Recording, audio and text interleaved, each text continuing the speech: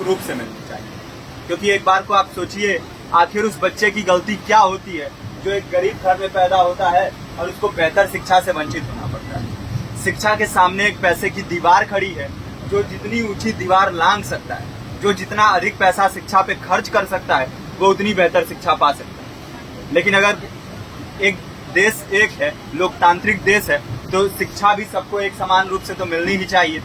आज परिस्थिति ये है कि एक तरफ तो प्राइवेट स्कूल है जो लूट के अड्डे बने हुए हैं, वहां पे आप एडमिशन कराने जाएंगे तो सिर्फ एडमिशन के नाम पे ही आपको 10,000 20,000 रुपए देना होगा।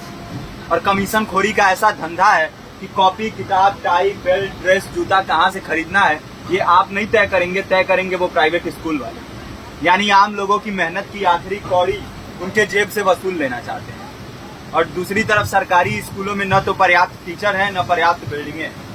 2019 का ही ये पुराना आंकड़ा है कि हर 100 में से 52 स्कूलों में या तो एक टीचर है या 2 टीचर हैं। और उन्हीं टीचरों के ऊपर जिम्मेदारी थोप दी जाती है कि जनगणना करो, मतगणना करो, पशुगणना करो, तमाम काम करवाए जाते हैं। और 19 के बाद से तब से कितने टीचर रिटायर हुए होंगे और 18 के बाद से कोई टीचर की वैकेंसी भी नहीं है। आप खुद भी सोच सकते हैं ये परिस्थिति और कितनी बिगड़ी हो। इसीलिए हम लोग ये मांग उठा रहे हैं, चाहे कोई राष्ट्रपति का बच्चा हो या किसी मजदूर का, सबको शिक्षा एक समान मिलनी चाहिए और निःशुल्क रूप से मिलनी चाहिए। प्रेमचंद ने अपने दौर में भी कहा था कि एक सभ्य समाज में ऊंची से ऊंची तालीम मुफ्त होनी चाहिए और इसका पूरा खर्च गवर्नमेंट को उठाना चाहिए, क्योंकि हमारे देश को फौज से ज्यादा आवश्यकता तालीम की। और शिक्षा से जुड़ता हुआ ही दूसरा मुद्दा हम लोग उठा रहे हैं। दूसरा मुद्दा है रोजगार का। रोजगार की परिस्थिति ये है कि आज सरकारी सेक्टर हो या प्राइवेट, सब कुछ ठेका संविदा के हवाले किया जा रहा है। परमानेंट नौकरियां लगातार घटाई जा रही हैं। इसी रेलवे में 1995 के आसपास लगभग 18.5 लाख कर्मचारी काम करते थे, लेकिन आज उनकी संख्या 12 लाख थी। आप खुद भी सोच सकते हैं कितने बड़े पैमाने पे परमानेंट पदों को घटाया जा रहा है। और आज आलम ये है, एक तरफ लाखों पद खाली पड़े हैं, फिर भी कोई वैकेंसी नहीं निकलती। जो वैकेंसियां निकलती हैं उनमें भ्रष्टाचार होता है, पेपर लीक हो जाते हैं।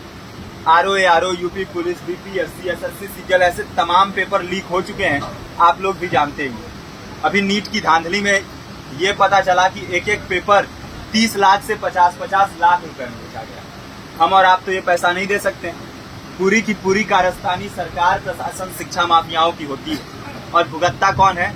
आम घरों के लोग, जो लोग सालों साल तैयारी करते हैं, दिन भर में 10-10 घंटे, 12-12 घंटे पढ़ते हैं। और इतनी कड़ी मेहनत के बाद, सालों साल की मेहनत के बाद उनके हाथ लगती है तो सिर्फ हताशा, निराशा, अवसाद। बहुत से छात्र नौजवान जो इस बेबसी में, इस डिप्रेशन में नहीं जी पाते, आत्महत्या तक के कदम उठा लेते हैं। लेकिन ये देश की विडंबना है कि टीवी चैनल, अखबार, मीडिया, नेता, मंत्रियों के लिए कहीं ये कोई मुद्दा नहीं है। उनके लिए मुद्दे हैं तो जाति, धर्म, रंग, नस्ल, अगड़ा पिछड़ा। आज जब पूरी परिस्थिति इतनी भयावह है तो ये जरूरी है कि लोगों के बीच में जाया जाए, लोगों को संगठित किया जाए और एकजुट किया जाए। क्योंकि आज अगर अपने मुद्दों पर बोलेंगे नहीं तो कल को ये परिस्थिति और बिगड़ेगी। हो सकता है ले दे के अपनी जिंदगी तो हम लोग काट ले जाएंगे, लेकिन आने वाली पीढ़ियों को क्या भविष्य दे के जाएंगे, ये भी सोचने वाली बात है। हमारे साथी ने आपको पर्चा दिया है, पर्चा आप तक पहुंच गया है। पर्चे में और भी बातें हैं, इसको पूरा विस्तार से पढ़िए। पर्चे में हमारा नंबर है, संपर्क कीजिए।